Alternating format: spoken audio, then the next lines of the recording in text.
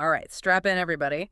Today we're going deep, deep into the world of corporate psychopaths. Snakes in suits. Exactly. And we've got the perfect guide for this little adventure, Snakes in Suits, When Psychopaths Go to Work, by Paul Babiak and Robert D. Hare. What's interesting is we're not talking about the stereotypical psychopath like a Hannibal Lecter. Right, right. Not the Hollywood version? No, no, no. We're talking about people who seem totally normal, Yeah.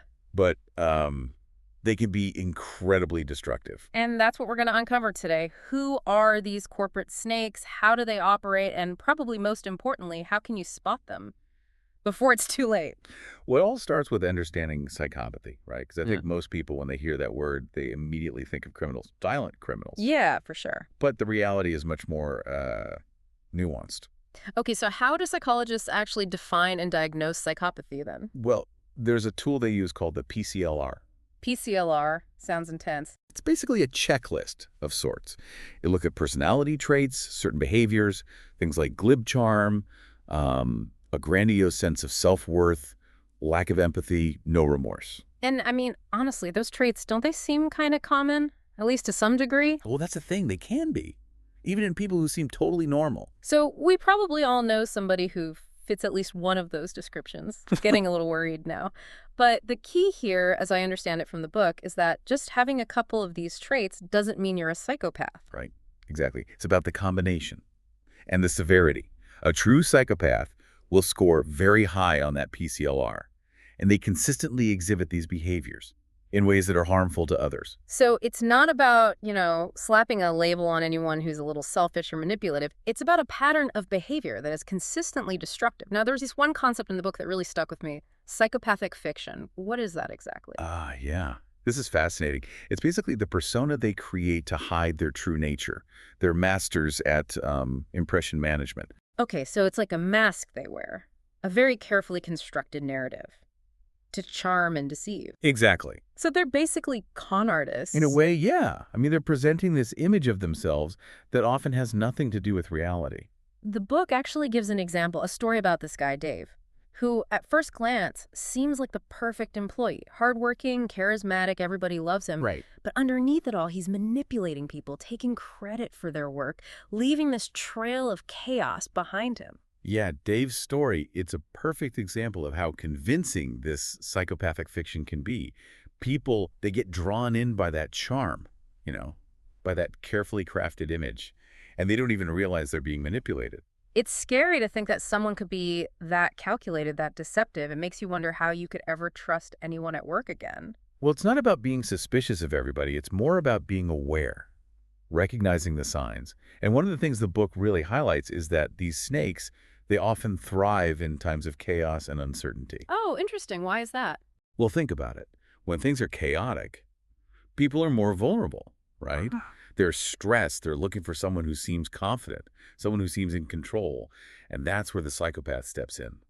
They position themselves as the solution, the leader who can navigate all the turmoil. Yeah. But their real goal, of course, is to exploit the situation for their own gain. You're so right. Because when you're in the middle of all that uncertainty, it's easy to gravitate to whoever seems to have the answers. But that's exactly when you need to be most careful, because that's when they can really take advantage. I mean, I've seen that happen in my own career, during those big company mergers or restructurings. There's always somebody who seems to benefit from all the chaos while everyone else is struggling. Exactly. And that's why understanding how these snakes operate is so important. It's not about being paranoid. It's about being informed, empowered so you can protect yourself. Okay, so we've established that corporate psychopaths aren't your typical movie villains. They're often charming and successful. They blend in seamlessly. They create this psychopathic fiction, right, to hide their real intentions. And they just love those chaotic environments. But the real question is, how do you spot them before they strike? Well, there are definitely some red flags to watch out for, and we'll get into those in the next part of our deep dive. But one thing to keep in mind is that psychopaths, they often lack genuine empathy. They might be able to, kind of mimic emotions, but it's all surface level. So how do you tell the difference between someone who's genuinely empathetic and someone who's just putting on an act? It's all about paying attention to the details. Look at how they treat others, especially people who are maybe less powerful. Yeah. People who can't really offer them anything in return. Do they show genuine concern? Or are they dismissive and cold? Do their actions actually match their words? So you don't need a fancy checklist like the PCLR to pick up on these things. Just pay attention to how they treat others, especially when there's nothing in it for them. Exactly. Trust your gut instincts. If something feels off about someone, don't ignore that feeling. This is all making a lot of sense, but I gotta say, it's pretty unsettling. It's like I'm seeing my whole workplace in a new light. That's the power of knowledge. And we've only just scratched the surface. In the next part, we're going to explore some of the specific tactics these snakes in suits use, how they manipulate and climb the corporate ladder. Can't wait.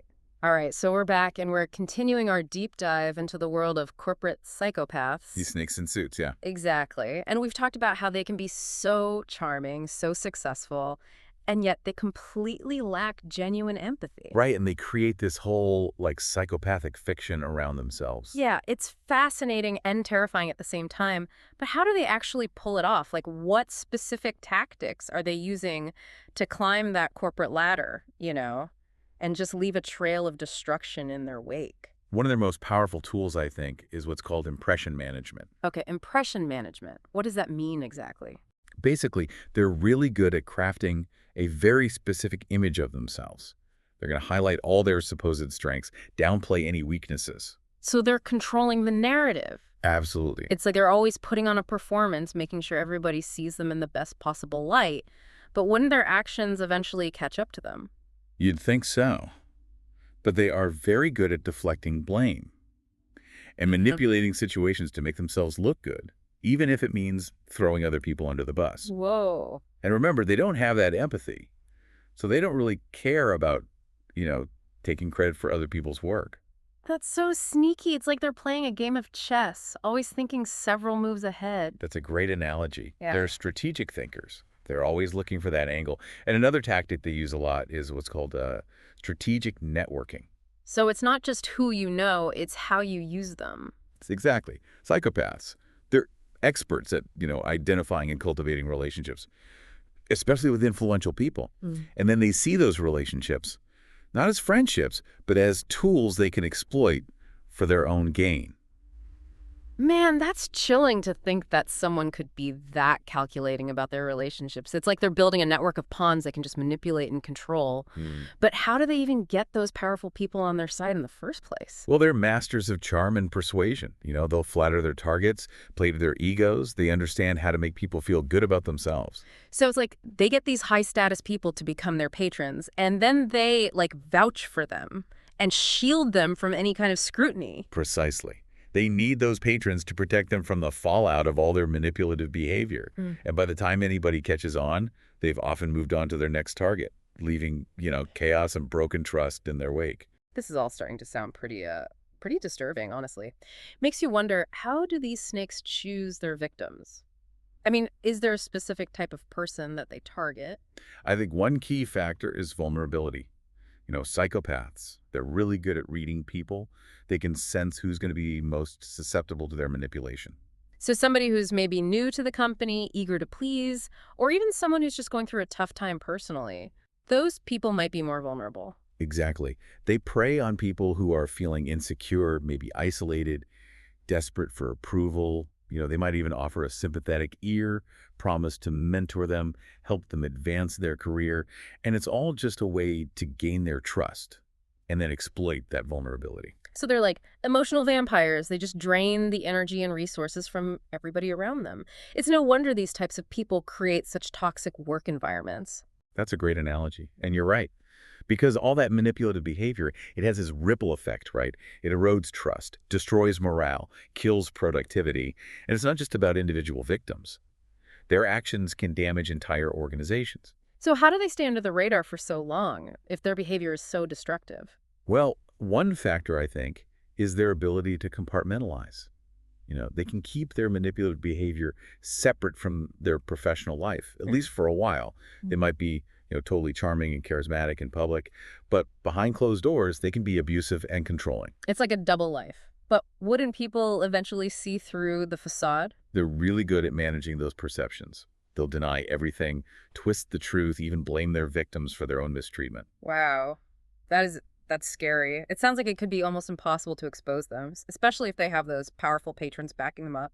It can be incredibly difficult, but it's not impossible. And that's actually what we're going to talk about in the final part of our deep dive. What can you do to protect yourself, to protect your organization from these snakes in suits, and how to create a workplace that's just less hospitable to them, to their tactics? Okay, I am definitely ready for that. I'm eager to hear those strategies. Okay, so we're back, and it's time for the final part of our deep dive into the world of corporate psychopaths.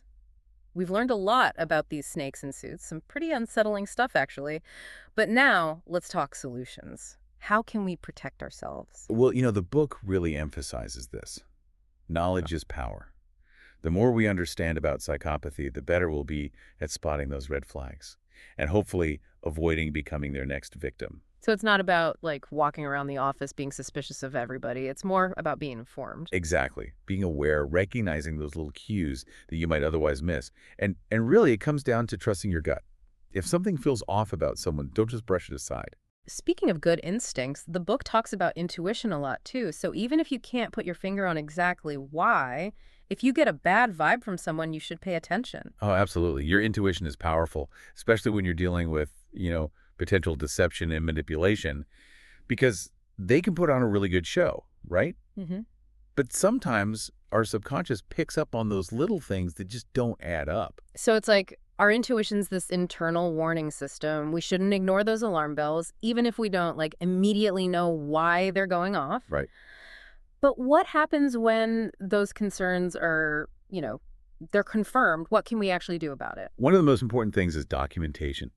Document everything. Keep very detailed records of, your interactions, performance reviews, any incidents, anything that feels like abuse or manipulation. So kind of like building a case file? Yeah. Exactly, because if you need to report this behavior to HR or even to an attorney, that documentation can be crucial. And it also protects you from their attempts to, twist the truth or make you question your own sanity. Right, because they're so good at that. Having that clear record of events can really help you stay grounded, especially when you're dealing with someone who's so manipulative. Mhm. Now, the book also talks about setting boundaries with these individuals. Why is that so important?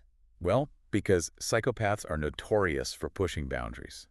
They'll keep testing, see how far they can go. Mm. So you have to establish those boundaries early on and be very firm. Don't be afraid to just say no. And don't let them guilt you into doing anything you're not comfortable with. Exactly, because they will try to exploit your empathy, your desire to please. But your well-being has to come first. Okay, that makes sense. But what if you're dealing with someone who's already in a position of power? That seems really tricky. What do you do then? That is a tough one. And unfortunately, there's no, easy answer.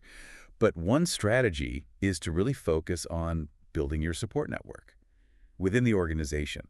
Connect with those colleagues you trust, people who share your values, who could just offer a listening ear. So it's like having that team of allies Yes. who can back you up, validate your experiences. Exactly, because it's important to remember, you're not alone in this.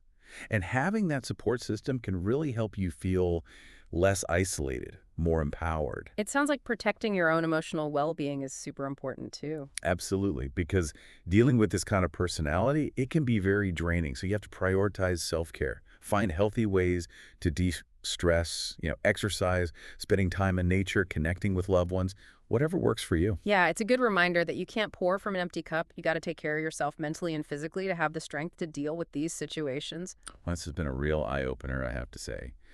Makes you realize that these corporate psychopaths, they're probably a lot more common than we think. Yeah, and I think that's the point, right? It's not about living in fear. It's about being aware and remembering that knowledge is power. Right, exactly. And by understanding how they operate, their tactics, it helps us take back some control, protect ourselves. So if anyone wants to learn more about this, we highly recommend the book Snakes in Suits. It's fascinating, a little unsettling, but definitely empowering. And it's not about, becoming paranoid. It's about sharpening those observation skills, trusting your instincts. Always trust your gut. Well, that wraps up our deep dive into the world of corporate psychopaths. Hopefully you found it insightful and helpful.